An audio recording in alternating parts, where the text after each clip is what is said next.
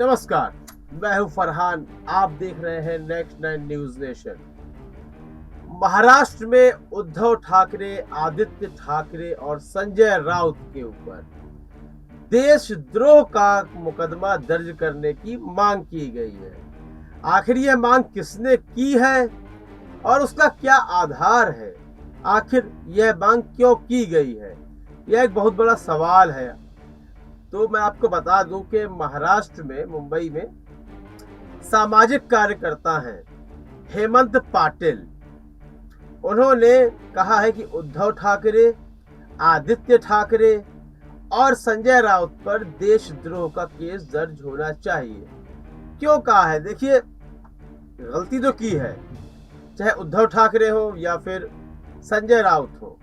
और संजय राउत ने इस वक्त जिस तरह के बयान दिए हैं कि कब तक रहोगे गुवाहाटी में, कभी तो आओगे चौपाटी में, जब आप महाराष्ट्र आएंगे तो सड़कों में, गलियों में निकलना चलना आपका मुश्किल हो जाएगा।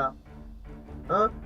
और यहाँ तक कि जान से मारने की भी धमकी दी है उन 40 बागी विधायकों को, तो जो कि बहुत गलत है। और इतना ही नहीं, महाराष्ट्र की सड़कों में आगजनी हो रही है, तोड़फोड़ हो रही है, लगातार सरकारी संपत्तियों को नुकसान हो रहा है, उन्हें निशाना बनाया जा रहा है। तो इसी सब मुद्दे को लेकर हेमंत पाटिल ने कहा है कि यह जो भी क्रियाकलाप महाराष्ट्र के भीतर हो रहे हैं, आगजनी हो रही है, यहां तक कि हिंसा तक की बात कही गई। बीजेपी के कार्यकर्ताओं, नेताओं के घर में पत्थरबाजी की गई। तो यह सब उद्धव ठाकरे, आदित्य ठाकरे और संजय राउत के कहने पर हुआ। यह आरोप है हेमंत पाटिल का। तो कहा है देशद्रोह का मुकदमा इन पर दर्ज होना चाहिए। देखिए, यह गलत है, तमाम मुकदमे दर्ज होने चाहिए, लेकिन हेमंत पाटिल जैसे लोग तब कहां गायब रहते हैं, तब कहां गायब हो जाते हैं, जब देश के भीतर संविधान को तार-तार करने की बात चल रही होती है। देश के भीतर जब एक समुदाय को निशाना बनाया जा रहा होता है, जब महाराष्ट्र एवं मुंबई के भीतर उत्तर प्रदेश और बिहार के मजदूर वर्ग को निशाना बनाया जाता था, तब कहां थे हेमंत पाटिल और उनके जैसे सामाजिक कार्यकर्ता? मैं यहां कोई उद्धव ठाकरे की वकालत नहीं कर रहा हूं, लेकिन हेमंत पाटिल का यह जो बयान सामने आया है, इस बयान को लेकर साफ लगता है कि हेमंत पाटिल कहीं न कहीं प्रभावित हैं और पक्ष में हैं एकनाथ शिंदे गुट के और भारतीय जनता पार्टी के। और जब कोई बयान या कोई बात किसी राजनीतिक दल से प्रभावित लगने लगती है, तब मैं उसकी वकालत करना बंद कर देता हूं, चाहे वह अच्छा कह रहा हो या बुरा कह रहा हो। यदि यह बात आप सामाजिक कार्यकर्ता के रूप में कह रहे हैं, तो तमाम वह बातें जो मैं बता रहा हूं, उनके खिलाफ आप क्यों नहीं बोले? क्या आपकी जिम्मेदारी केवल महाराष्ट्र तक ही है?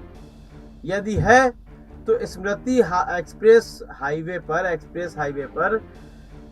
वे पर आप क्यों नहीं बोले? उस भ्रष्टाचार को लेकर आपका मैंने कोई बयान नहीं पढ़ा। हो सकता है बोला हो, लेकिन आपका बयान राष्ट्रीय नहीं हुआ, हम तक नहीं पहुंचा। तो क्या सोचा जाए?